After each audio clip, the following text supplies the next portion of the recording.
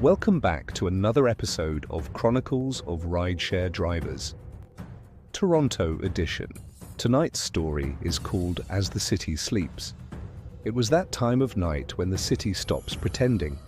The last songs were trickling out of the clubs and the neon signs were starting to dim.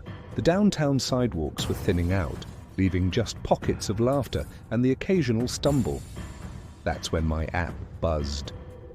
You know that little rectangle of hope every driver feels? A ping that might be the last ride, the one that gets you closer to home. It was 2 a.m., the hour where luck and poor choices meet under the sodium streetlights. I accepted the ride, a short trip home it seemed, perfect.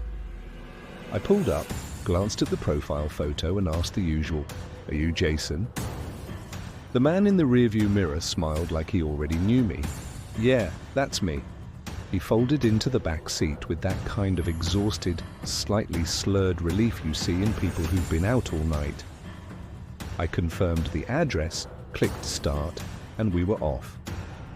2 kilometers down the road, the city blurred past us, a watercolor painting smeared by my growing fatigue. Then my phone vibrated, an incoming call from the rider. I answered. "Hey, you didn't pick me up yet?" a voice said. I frowned. I already picked someone up. There was a pause. In the back seat, my passenger shifted. I looked in the rearview mirror and asked again, "Are you Jason?" "Yeah," he said, his smile wavering a bit. I spoke into the phone, repeating the address the passenger had given me. The man on the line replied, his voice crackling with confusion. "That's not my address." My passenger's smile completely fell.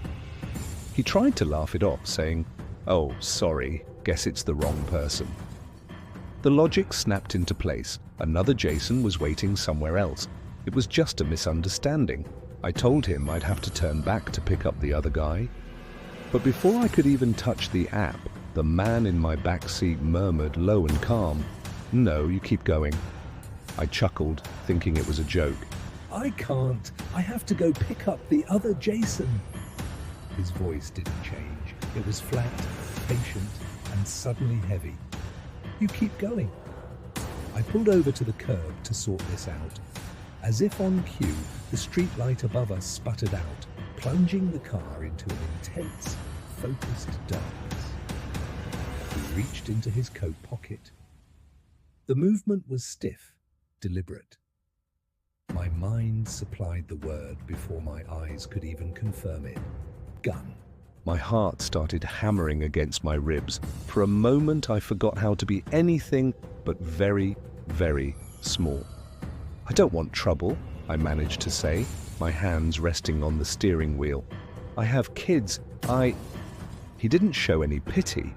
He just repeated in that same low tone, "No trouble. You do as I say. Keep the trip on. Drive."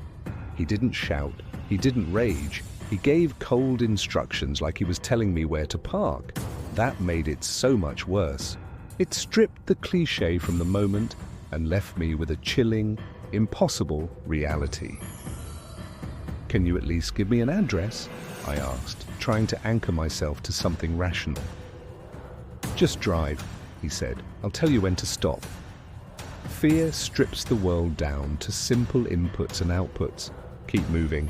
Don't look too long. Don't do anything stupid. I left the pickup area and just drove. Streets I knew suddenly seemed foreign. Every turn was a question mark. He'd just say right, left, straight, like a conductor with a cold, deadly patience. 30 minutes passed in a fog of streetlights and empty intersections. We threaded through the city like a needle going nowhere. I remember trying to keep my hands steady, the radios silent, because any noise felt like an invitation for disaster. I remember begging, not loudly, but in that half-pleading voice you use when you're bargaining with fate. "I have kids. I have family. Please." He didn't speak. He just hummed under his breath, some tired, neutral tune that had nothing to do with what was happening. We turned off the main road and into a part of the city that felt forgotten. Street lamps were either missing or dim, and old trees cast long, angry shadows. The car's tires crunched as we rolled into an alleyway so narrow it squeezed the world down to just metal and concrete. Then he said, "Stop!" He turned and looked at me, close enough that I could see the details of his hands, the tilt of his jaw in the shadow. He said, almost conversationally, "You must be a very lucky guy." I thought I misheard him. "You could have wasted me and walked away," he said, "but you didn't. You're lucky." Lucky. The word felt so absurd. I let out a stupid little laugh, hoping it sounded like relief. He just climbed out of the car and melted into the darkness. No drama, no grand exit. He was just gone. I sat there until my hands went numb on the wheel. After a long time, I started the engine and drove like my life depended on it. As soon as I had a signal, I called my wife, the words tumbling out. She told me to come home, to pray, to breathe. Her voice was the only thing that felt real. When I got home, I couldn't stop shaking. My wife's face was a mixture of worry and anger. "Why didn't you report it?" she asked. I wanted to, but who would I report? A man with no real name, just Jason. The ride was left open on the app and the profile photo was a blur. My fears were real, but they were unmoored, so I didn't report it. I shut down the app, went into the bathroom, and just prayed. I sobbed so quietly the house probably thought I was asleep. For days, the fear was a constant companion. I'd check the locks over and over. I didn't drive for a week. When I finally did, I tightened my routines until they felt like armor, confirming the name and address, checking IDs, making eye contact. But the biggest thing I learned was this: I am not in control. You can be careful, you can prepare, but sometimes you are simply at the mercy of someone else's choices. That night taught me to be thankful for small mercies. The fact that his impatience didn't end in tragedy, the way that other Jason's phone call may have saved my life, the way my wife's prayers held me together. A friend told me months later, "You're lucky." I just shrugged. Yeah, but lucky isn't the whole story. Faith, timing, prayer, the choices of others, they all played a role. I still drive at night.